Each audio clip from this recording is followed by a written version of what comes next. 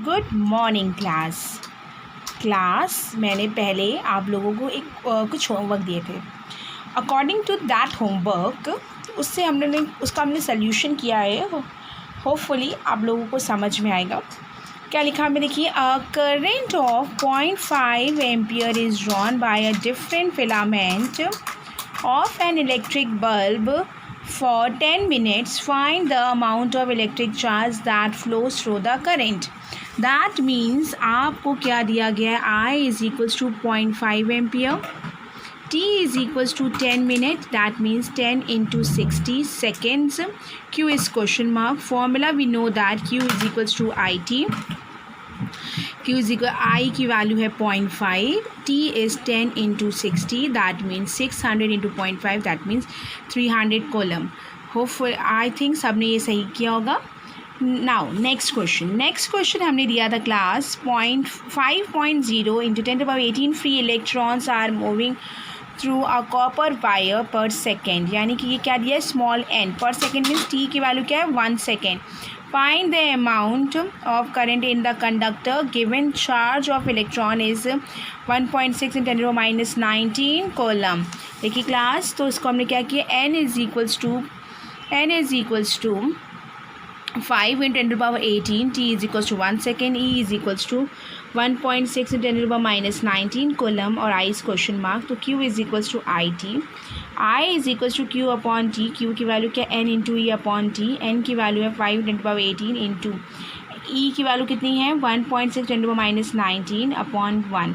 इसको सॉल्व करेंगे, 1.6 into 5 means हुआ 8.0 इंटू 10⁻18 माइनस 19, 8 इंटू 10⁻1, 8 10⁻1 मीन्स हो गया 0.8 ampere, that is the current I. Clear? Next question is electric current of 2 ampere. 2 ampere means this is I, passes through a wire for 2 minutes and this is T, 2 minutes. Find the total charge passed through the wire. So I is equals to 2 ampere, T is equals to 2 minutes into 60, that means 120 seconds. Q is equals to question mark, Q is equals to IT. तो आप इसको 2 into 120, that means 240। इसका solution यहीं से ही start है, तो ये solution हमने गलत लिखा हुआ है यहाँ पर। ये इसका solution number 1, solution number 2 and solution number 3। Clear? This is 1 solution number, this is solution number 2 starting from, then this is 3। Clear class? Hopefully सबने ठीक किया होगा ये आंसर्स। अपने मैच कर लीजिए, कोई डाउट है तो हमसे क्वेरी टाइम पे पूछिएगा आप लोग के। नेक्स्ट क्लास में होमवर्क दिया था आपको, how much work is done in a moving charge of 2 coulomb across 2 points having a potential difference is 12 volt. That means आपको दिया गया है 2 coulomb मीन्स ये आपको Q दिया गया है, Q is equals to 2 coulomb, V is equals to आपको दिया 12 वोल्ट, W क्वेश्चन मार्क। तो V is equals to W by Q, W is equals to V into Q, 12 into 2 यानी 24 joule. इसमें वर्क डन पूछा गया था, हमने work done निकाल लिया है। नेक्स्ट क्वेश्चन था आपका 3.0 of joule of energy is expended in flowing a charge of 0.5 coulomb between the 2 points of a wire. Find the potential difference between the points. तो इसमें W की वैल्यू है बेटा 3 joule, Q is 0.5 coulomb, V is question mark. तो V is W by Q, W के is 3 और 0.5, so solve करें 6 volt. That clear class?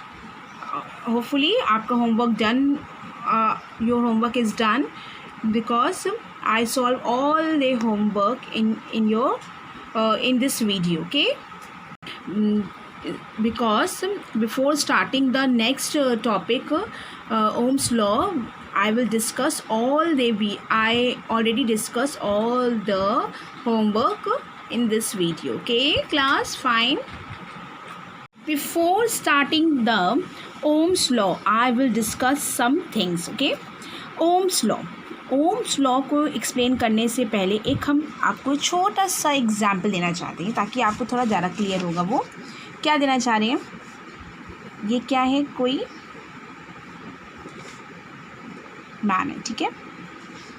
This is any man, okay. इसमें क्या कह रहे हम कि इस मैन की अगर सैलरी, इस मैन की सैलरी अगर 8,000 है, ठीक है, ये सैलरी है, स्पेंड किया मैन ने, स्पेंडिंग जो है इसकी 6,000,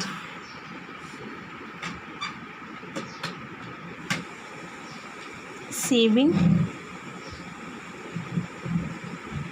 इज 2,000, ओके। हमने क्या कहा, एक मैन है, उसकी सैलरी 8,000 है, स्पेंडिंग 6,000 है and saving is 2,000। Before increment, salary increment से पहले, आफ्टर इंक्रीमेंट उसकी सैलरी में कुछ इंक्रीमेंट हुआ, आफ्टर इंक्रीमेंट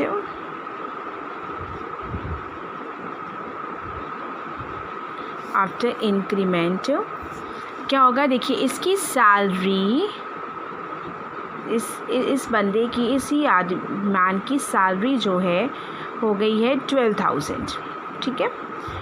स्पेंडिंग इसकी जो हो गई, सेविंग इसकी वही 200 ही है, 2,000 सॉरी, सेविंग 2,000 ही है, स्पेंडिंग कितनी हो गई 10,000। दैट मीन्स कि इस मैन की सैलरी बढ़ गई, salary increases, spending is also increases and saving is constant, ठीक है। इसका मतलब ये, किसी आदमी की अगर सैलरी बढ़ रही है तो सेविंग उतनी ही कर रहा है कोई अगर आदमी, और उसकी स्पेंडिंग 10,000 भी बढ़ रही है, यानी कि salary is increases, spending is also increases and saving is constant. The three terms depends, एक दूसरे पे डिपेंड है। अगर सैलरी बढ़ेगी तभी हम स्पेंडिंग को भी बढ़ाएंगे, ठीक है, लेकिन सेविंग हमने उतनी ही रखी है। तो ये तीनों टर्म्स हमारे डिपेंड करते हैं फिज़िक्स से रिलेटेड टॉपिक पे, उसमें भी हम बताएंगे क्या क्या कैसे ये रिलेट कर रहा है, इसके बारे में भी हम बताते हैं आपको कैसे रिलेट करेगा। ये देखिएगा, ये रिलेट कैसे करेगा, salary is depend on spending and is also saving, they all are related, right? तो ये सारी चीज़ें रिलेट करती हैं। वैसे ही हमारा इन तीन टर्म्स, जैसे ये तीन टर्म्स आते हैं, वैसे ही हमारा आता है voltage, current and resistance.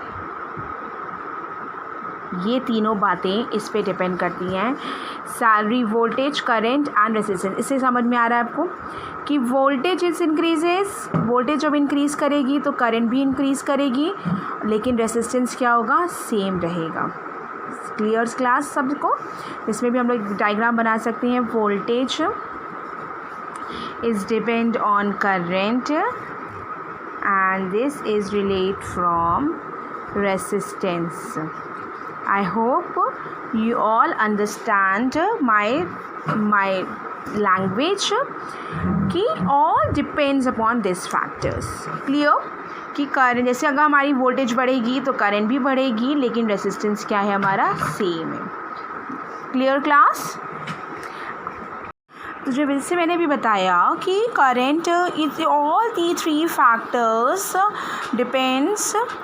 all three factors depends upon each other: voltage, current and resistance. Okay class? This relation is given by Ohm's law. जो ये रिलेशन कहलाता है वोल्टेज, रेसिस्टेंस एंड करंट में, this is known as ohm's law for a given temperature, ये given temperature पे voltage upon current is equal to resistance होता है। Where V is voltage, voltage is increases, current is increases and resistance is constant. एक graph बनता है voltage current graph, देख सकते हैं स्ट्रेट लाइन आता है, voltage is increases, current is increases, जैसे वोल्टेज बढ़ती है 1 वोल्ट 2 वोल्ट 3 वोल्ट, करंट भी देखिए 1 एम्पियर 2 एम्पियर 3 एम्पियर 4 एम्पियर बढ़ती जा रही है। This graph represents the ohm's law. अगर स्ट्रेट लाइन मिलती है this is called the ohm's law. अगर स्ट्रेट लाइन नहीं मिलती तो उसको हम लोग कहते हैं which is not hold no ohmic law, this is called non ohmic law. Okay, ये आपके में नहीं है फिर भी मैंने एक बार बोल दिया। जैसे एग्जाम्पल देखा जाए, एक सर्किट हमने बनाया है, यहाँ 15 वोल्ट की हमने एक बैटरी लगा दी है जिसमें आई हमारा आई करंट है और 15 वोल्ट है, वी इज़ 15 दिया गया है, वी इज़ 15 और रेसिस्टेंस इज़ 5 एम्पियर। तो V is equal to I R, by using Ohm's law V is equal to I R, यहाँ से निकला है voltage is equal to current into resistance, V upon I is equal to R. तो V is equal to क्या मिल गया, I R. तो V is equal to I R यानी कि I is equal to V by R, we की value है 15 upon 5 यानी 3 एम्पियर। 3 एम्पियर की करंट हमको मिलती है। Clear class? Clear class? ये सारी चीज़ें हमने बस आपको इसलिए समझाई हैं, और ये प्लीज़ जैसे सैलरी स्पेंडिंग और सेविंग्स इससे कोई मतलब नहीं है फिज़िक्स से, ये बस एक एग्जाम्पल लेके हम बता रहे थे, इसको प्लीज़ इससे रिलेट मत करना, बस ऐसे ही बस हमने एग्जाम्पल लिया है आपके लिए। तो ये सारी चीज़ें आपको नोट नहीं करनी है, हम आपको बताएंगे क्या चीज़ आपको नोट करनी है, वही आप नोट करेंगे। और ये सब बस एक रफ वर्क है, इसकी हम फ़ोटो भी नहीं भेजेंगे आपको, बस ओनली समझने के लिए, आप सिर्फ समझिए इसको कि क्या चीज़ हमने बोला है। Clear class?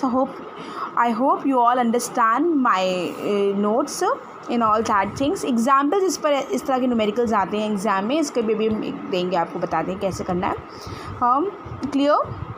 इसको हम लोग एक चीज़ और बोल सकते हैं, फॉर ए गिवन टेम्परेचर पे करंट और वोल्टेज अगर हमें दी रहती हैं तो हम रेसिस्टेंस फाइंड आउट कर सकते हैं, या रेसिस्टेंस हमारा कांस्टेंट रहता है, वोल्टेज हमें दी रहती है तो हम करंट निकाल सकते हैं, करंट दी रहती है तो वोल्टेज भी निकाल सकते हैं for a given temperature. Clear class? Now we start ohm's law. इसको लिखा कैसे जाएगा एग्जाम में? When the physical condition of a conductor such as length, area of cross-sectional material of conductor and temperature remains unchanged, ये सब चीज़ें unchange रहती हैं, ना ही लेंथ पे डिपेंड कर रहा है ना ही एरिया पे ऑफ क्रॉस में, सब अनचेंज रहता है, ये चेंज नहीं हो सकता। The current flowing in a conductor is directly proportional to the potential difference between the terminal of the conductor, that is I is directly proportional to V, या V is directly proportional to I, V is equals to IR, where R is equals to resistance, V और I आप लोग understood है, V आप बता सकते हैं voltage है, पोटेंशियल डिफरेंस या इसको पोटेंशियल डिफरेंस कहते हैं हम लोग, या हम लोग क्या कह सकते हैं पोटेंशियल डिफरेंस, और ये I is current flowing in a conductor. The graph between the potential difference V and I is always be a straight line because the current I is directly proportional to the potential difference V, which is called the Ohm's law. V potential difference I straight line आता है जिसको हम लोग क्या कहते हैं, Ohm's law कहते हैं हम लोग। क्लियर? देखिए आप देख सकते हैं कि ओम्स लॉ का एक डायग्राम ने बनाया है, करंट आई यहाँ, वोल्टेज यहाँ पे भी रख सकते हैं, या हम आई यहाँ, ये इसको ग्राफ ऐसे बन सकते हैं, आई यहाँ और आई एम्पियर यहाँ पे भी रख सकते हैं, और वोल्टेज यहाँ वोल्टेज यहाँ पे भी रख सकते हैं, क्योंकि ऑलरेडी इंक्रीजिंग ग्राफ है तो इसलिए इससे कोई फ़र्क नहीं पड़ेगा। ओके, वोल्टेज वी में। तो यहाँ पे एक नोट हम लिखना चाहेंगे, ये नोट लिखा नहीं, हम पहले भूल चुके थे इसलिए बाद में याद आया मुझे। So there are few exceptions of to the law in which voltage is not a linear proportional to the current. कुछ ऐसे एक्सेप्शनल केसेस पे वोल्टेज डिपेंड नहीं करती है, यानी स्ट्रेट लाइन नहीं बनती है in a linear graph, in linear proportional to the current की डायरेक्टली प्रोपोर्शनल नहीं होती है। Most of the metal follow, सारे मेटल्स ऐसे ओम्स लॉ को फॉलो करते हैं, बट एक्सेप्शनल में क्या है यहाँ, फॉर एग्जाम्पल सेमी कंडक्टर। ठीक है? क्लियर? Clear class. तो ये होता है पूरा ओम्स लॉ। ओम्स लॉ जब लिखने को आएगा तो पूरा आप यहाँ स्टार्टिंग से लिखेंगे और ये इस ग्राफ तक। ये नोट लिखने की ज़रूरत नहीं, नोट मैंने ऐसे ही बता दिया कि एक्सेप्शनल केस था, अदरवाइज़ नोट की इतनी ज़रूरत नहीं है। ये अभी आपके में है भी नहीं सिलेबस में, बस लिख समझ लीजिए बस, ठीक है। इसके बाद आपका आता है इलेक्ट्रिक रेसिस्टेंस।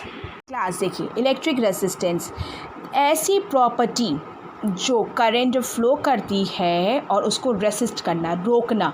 रेसिस्टेंस का मतलब होता है रोकना, तो रेसिस्ट का मतलब रोकना। रेसिस्टेंस क्या है, जो फ्लो ऑफ करंट में उसको रोकने का काम करना। The conductor due to which the resist the flow of electric current is called the resistance of a conductor or electric resistance. It is denoted by capital R. Capital R is equals to V by I is equals to potential difference upon current. Potential difference is volt and current is ampere. Unit of capital R is volt per ampere or volt ampere to the power -1 और ओम। अभी multiple choice में ये लिखा रहेगा volt per ampere या volt की power -1, volt ampere की power -1। तो घबरा मत जाना कि मैम ने तो पढ़ाया ही नहीं है कि ये तो हम तो जानते ही नहीं क्या होता है भाई, मेरे तो वो ओम ही पता था, तो इसलिए ऐसा कुछ भी नहीं है, ठीक है। इसको हम ओम को डिनोट करते हैं इससे। एक बार हम और बना के आपको दिखा रहे हैं, देखिए ये, ठीक है, आपको बना के दिखा दिए, तो आप इसे डिनोट करते हैं। The device use to change resistance, एक ऐसी डिवाइस जो यूज़ करती है रेसिस्टेंस को चेंज करने के लिए, फ्लक्चुएट करने के लिए। जब स्कूल खुलेगा हम आप लोगों को सारी चीज़ें दिखाएंगे भी, नहीं तो अभी हम देखते हैं कि कुछ चीज़ें आपको हम दिखा सके तो हम दिखाएंगे।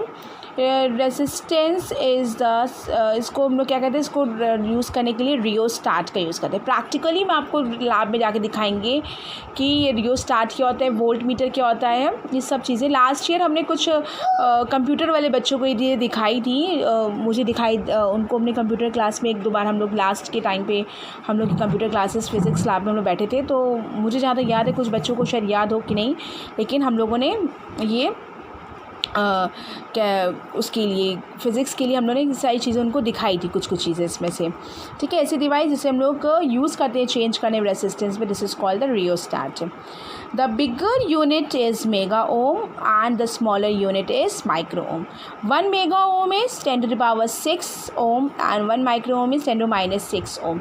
जैसे होता है ना मेगा मीटर में माइक्रोमीटर, वैसे ये भी है। 1 mega ohm is 10⁻6 metre, 1 micro ohm is 10⁻6 metre. अब ओम की डेफिनेशन क्या है? Ohm, definition of ohm, R is equals to V by I. When V की वैल्यू 1 ले लिया, I 1 ले लिया, तो R की वैल्यू भी क्या मिल जाती है? 1 ओम। क्लियर? इसका मतलब ये है कि अगर वो पोटेंशियल डिफरेंस 1 वोल्ट है, करंट कैरिंग कंडक्टर, करंट जो फ्लो हो रही है 1 एम्पियर की हो रही है, then the value of resistance will be 1 ohm. Clear? देखिए डेफिनेशंस में, if 1 ampere of current flowing on applying a potential difference of 1 volt between the terminal of a conductor, the resistance of a conductor will be 1 ohm। ठीक है, 1 ampere की current अगर flow करती है on applying the potential difference किसी में, तो 1 volt में, तो बिटवीन द टर्मिनल में बताया 1 एम्पियर की करंट अगर किसी का उसका पोटेंशियल डिफरेंस अगर 1 है और किसी टर्मिनल में प्रोवाइड फ्लो कर रही है, that is called the resistance will be 1 ohm. Clear class? Hope you all clear my topic. Resistance is also you always clear. Now the next topic is factors on which resistance of a conductor depends। इसको पढ़ाने से पहले कुछ हम अलग से एक topic उठाएंगे जिसको हम एक समराइज़ करके आपको हम समझाएंगे इस टॉपिक को, ताकि आपको ये पूरा टॉपिक को हम आपको कराएंगे समराइज़ करके, इसको आप थोड़ा क्लियर हो सके। Is that clear class? देखिए, फैक्टर समझाने से पहले हम कुछ चीज़ें समझाना चाह रहे हैं। जैसे एक हमारे पास कंडक्टर है, इस कंडक्टर में बहुत सारे फ्री इलेक्ट्रॉन्स हैं, हमारे पास बहुत सारे फ्री इलेक्ट्रॉन्स हैं, जिसमें ये यहाँ इलेक्ट्रॉन्स भी हैं, पॉजिटिव चार्ज भी हैं। तो हम उसको एक शॉर्ट में दिखा रहे हैं, इलेक्ट्रॉन्स के पॉइंट ऑफ व्यू से दिखा रहे हैं कि अगर एक इलेक्ट्रॉन को, यहाँ पे सारे इलेक्ट्रॉन्स रैंडम मोशन कर रहे हैं, कोई इधर जा रहा है, कोई इधर जा रहा है, सब अलग अलग तरीके से रैंडमली मोशन कर रहे हैं, ठीक है। तो हम कहना चाह रहे हैं कि ये इलेक्ट्रॉन अगर ये यहाँ से यहाँ आना चाहता है, ठीक है, हमने क्या बोला था अभी, रेसिस्टेंस के बारे में बोला था। रेसिस्टेंस में ना जो इनके फ्लो ऑफ चार्ज में रुकावट आती है उसको रेसिस्टेंस कहते हैं। ठीक है, करंट में फ्लो करती है वो रेसिस्टेंस है। ठीक है, उसमें जो रुकावट आई वो हमारा रेसिस्टेंस है, उसको रेसिस्ट करना, रेसिस्ट मतलब उसको रुकावट को लाना, वो रेसिस्टेंस का काम करती है। तो यहाँ से जिसको अगर यहाँ पे अगर आना है किसी को, तो हम ये कहना चाह रहे हैं क्लास कि ये इलेक्ट्रॉन को इधर आना है, इसको आने के लिए बहुत सारी रुकावट आएंगी।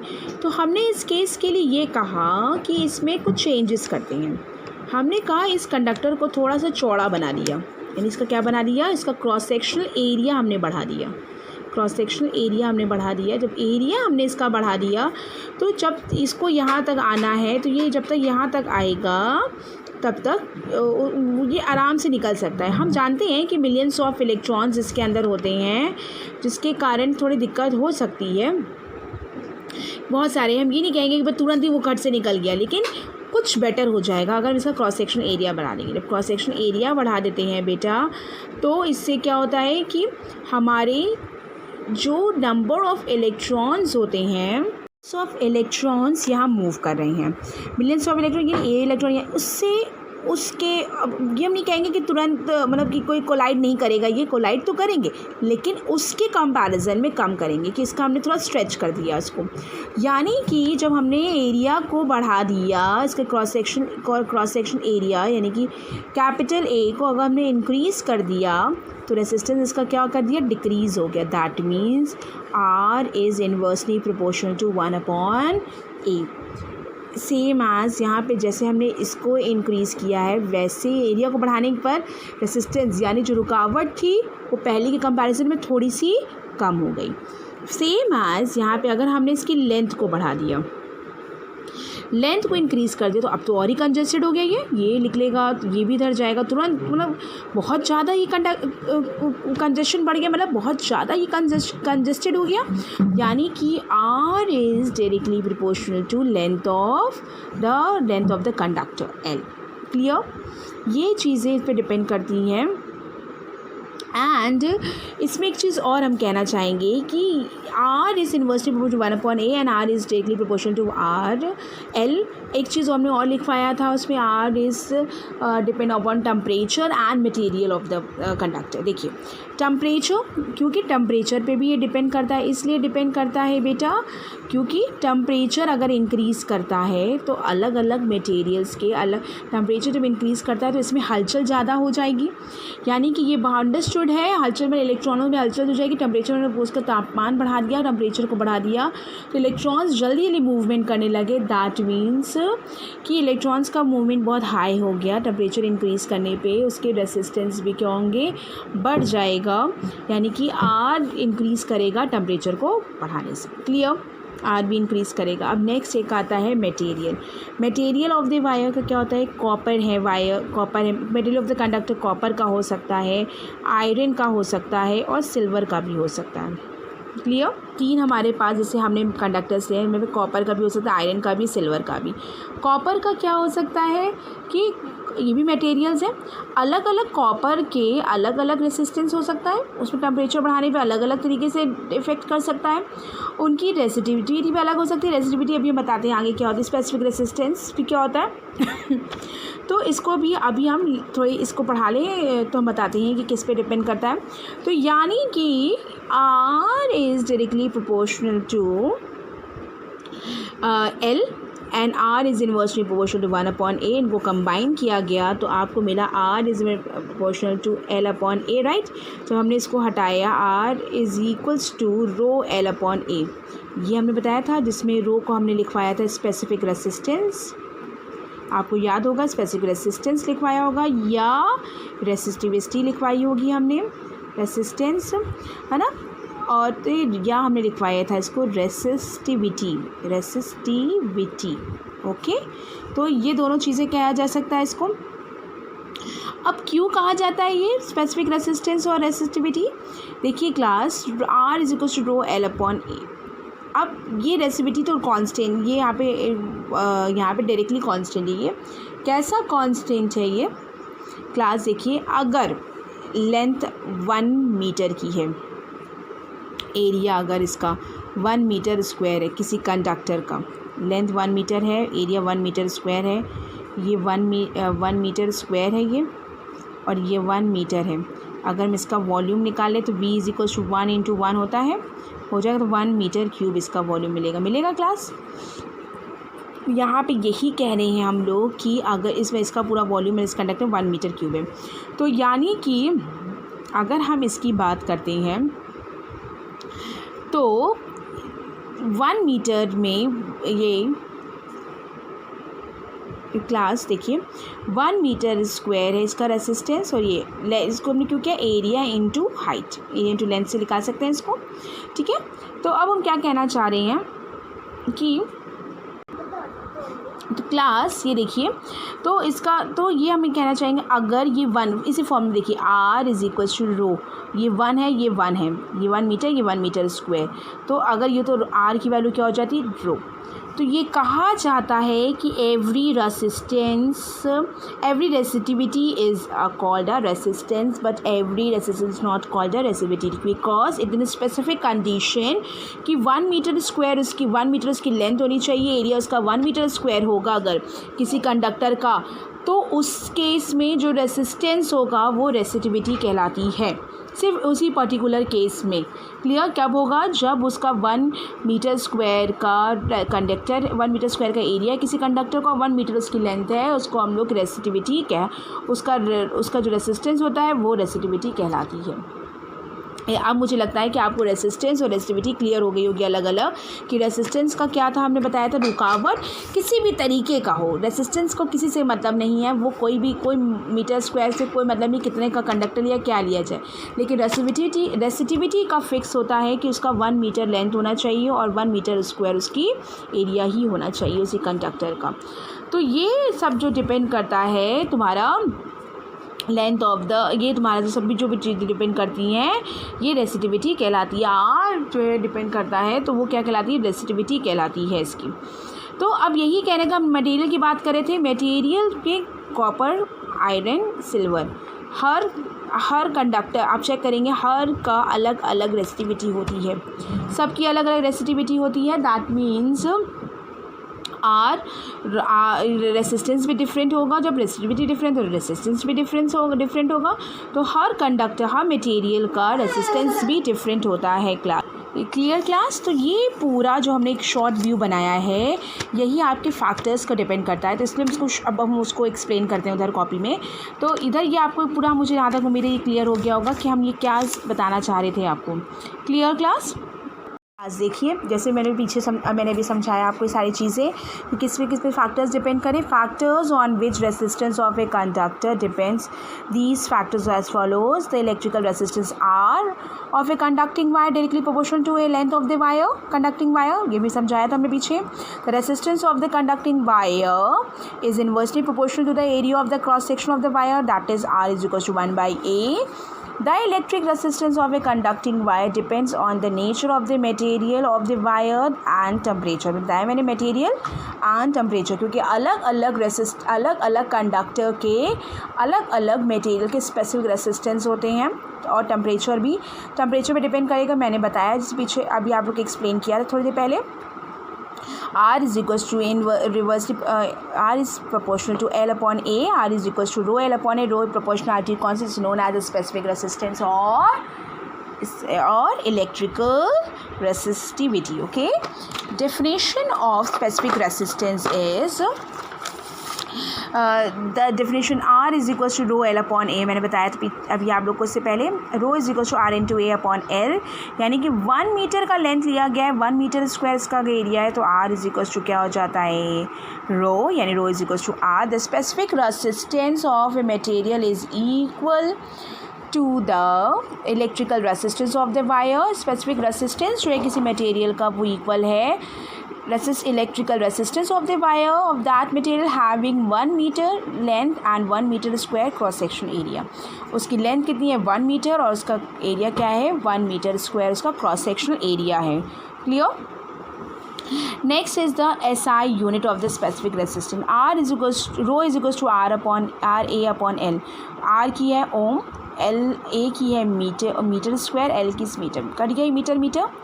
तो क्या ओम इंटू मीटर, यानी volt per ampere into metre भी होता है ना, एक वो ओम को लिखा जा सकता है वोल्ट पर एम्पियर, एम्पियर की power -1 into metre, that means volt, इसको ये भी लिखा जाए वोल्ट मीटर एम्पियर की पावर -1, एम्पियर की पावर -1, या वोल्ट मीटर e⁻⁻1। तो रो की यूनिट क्या है, वो ओम इंटू मीटर या ओम मीटर बोली जाएगी जनरली वैसे। और इसके अलावा अगर मेरे को बोलनी है, अगर मान ली मल्टीपल चॉइस में आता है, आप यही लिखेंगे आंसर में, एग्जाम पूछते, लेकिन मल्टीपल चॉइस में आ सकता है अगर मान लीजिए कंफ्यूज करने के लिए कि क्या होती है यूनिट, तो उस यूनिट के लिए आपको कन्फ्यूजन के लिए आपको ये बताना होगा। इसकी डेफिनेशन भी क्लियर हो गई ना, हमने बताया था आपको ऊपर कि मटेरियल क्या है 1 मीटर, एक ऐसा कंडक्टर लिया गया है जिसका 1 मीटर उसका लेंथ है और एरिया क्या है 1 मीटर स्क्वायर। तो अगर इलेक्ट्रिकल रेसिस्टेंस किसके इक्वल हो जाए उस केस में जो इलेक्ट्रिकल रेसिस्टेंस है, यानी कि जो कंडक्टर की रुकावट है वो स्पेसिफिक रेसिस्टेंस के इक्वल हो जाएगी। Clear class.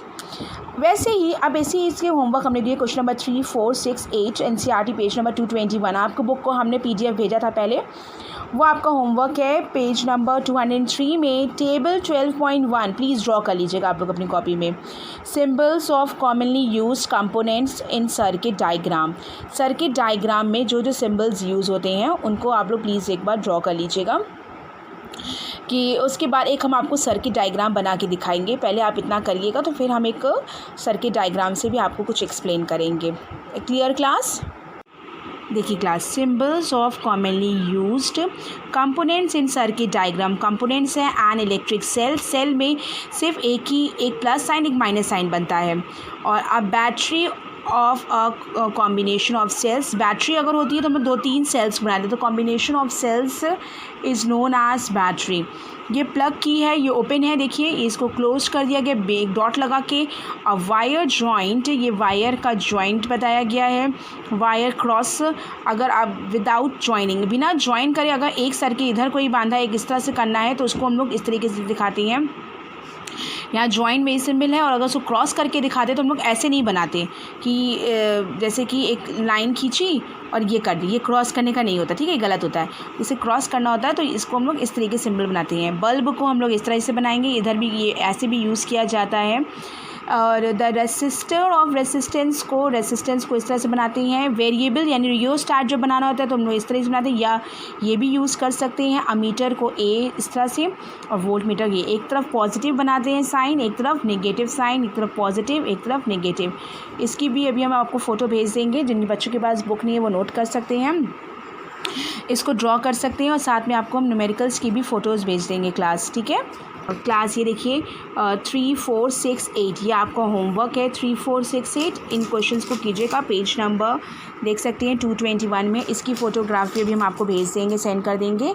तो होपफुली आप ये सारे क्वेश्चन करेंगे, इनको हम लोग डिस्कस करेंगे इन द नेक्स्ट क्लास। कल की क्लास है, कल हम लोग करेंगे आज की जो भी क्वेरीज़ हैं तो उनको भी हम लोग अब कल की क्लास में डिस्कस करेंगे। और इसको आप लोग करके रखिएगा, इतना वर्क आप कंप्लीट करके रखिएगा क्लास, तो इसकी क्वेरीज़ भी हम आपको कल ही क्लियर करेंगे। होपफुली आज का लेक्चर आपको पसंद आया होगा हमारा।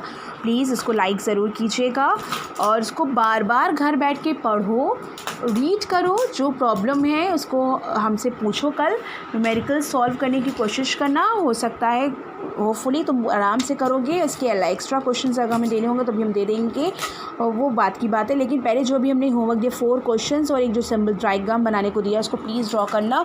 उसका एक सर्किट डायग्राम से हम कल एक्सप्लेन करेंगे कि सर्किट डायग्राम किस तरीके से बनाए जाते हैं इसके, ठीक है क्लास। एक हमने भी न्यूमेरिकल्स में जैसे आप लोगों को दिखाया भी था कि सर्किट डायग्राम बनाने के लिए एक बनाने का तरीका बताया था।